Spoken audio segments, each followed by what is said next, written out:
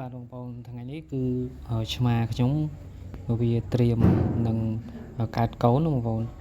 ក៏ប៉ុន្តែឥឡូវកំពុងតែឈឺពោះអញឯងតែពិតការឈឺពោះនេះគាត់ឈឺតាំងពីយប់ចិត្តភ្លឺvàoម៉ោង4នេះបងប្អូននេះឥឡូវទឹកភ្លោះនេះចេញបានប៉ុណ្ណឹងឯងបងប្អូនឥឡូវកំពុងតែឈឺម្ដងប្រឹងម្ដងអត់ចឹងបងប្អូនមើលទៅគាត់ដូចជាអស់កម្លាំងខ្លាំងណាវាសារតែកូនដំបងឆ្មានឹងកូនដំបងបងប្អូនហើយដឹងយ៉ាងម៉េចយ៉ាងម៉ាទេបងប្អូនអើយឥឡូវកំពុងតែប្រឹងឲ្យសងល់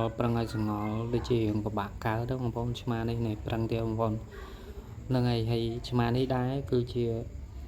ឆ្មាកូនដំបងផងបងប្អូនហើយខ្ញុំក៏អត់ទាន់ដឹងថាកូនប្រមាណនៅក្នុងពោះដែរតែឥឡូវនេះគឺអត់ទាន់បានកើតមួយទេកំពុងតែបែកទឹកភ្លោះអានេះដូចជាចេញជើងមកបងប្អូនប៉ុន្តែឆ្មានេះកើតពីជ្រះបងប្អូនតែបងប្អូនដឹងអត់ថាឆ្មាកើតកូនមកក្បាលមកមុនឬក៏ជើងមកមុនតែឆ្មានេះគឺកើតពីជ្រះបងប្អូនកើតយកជើងមកមុនអញ្ចឹងមានន័យថាវាប្រច្រាស់ហើយបងប្អូនអញ្ចឹងសុខភាពមេឆ្មាគាត់ដឹងថាយ៉ាងម៉េចទេបងប្អូនព្រោះតែកូនប្រច្រាស់បាទឥឡូវនេះបងប្អូនកើតហើយប៉ុន្តែកើតអត់ចេញទេបងប្អូនអើយឥឡូវកំពុងតែជួយគឺមានន័យថាកូននឹងកើតមកប្រច្រាស់ទាំងអស់បងប្អូនជើងមកមុនទាំងអស់ឥ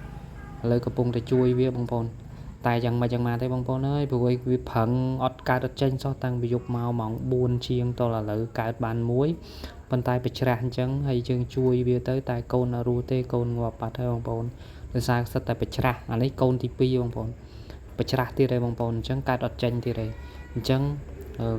ខ្ញុំនិងគ្រួសារខ្ញុំកំពុងតែជួយធ្វើពុះវាហើយជួយទាញបងប្អូនគឺវាលក្ខណៈស្ងួតហ្មងបងប្អូនស្ងួតកើតអត់ចេញតែហ្មងដូចហើយប្រច្រាស់នេះកូនទី2ហើយកូននេះមិនរស់ទៀតទេបងប្អូនហើយគឺងាប់ហើយដោយសារតែវាកើតយកជើងមកមុនប្រច្រាស់អញ្ចឹងមានន័យថាក្បាលវានៅក្នុងវាឆ្លុះទឹកភ្លុះទឹកអីបងប្អូនអញ្ចឹងអត់អាចរស់ទេឥឡូវកំពុងជួយទាញ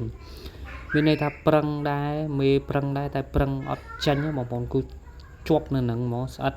ហើយកូនដំបងទៀតឥឡូវកំពុងតែជួយទាញបងប្អូនឥឡូវជួយទាញ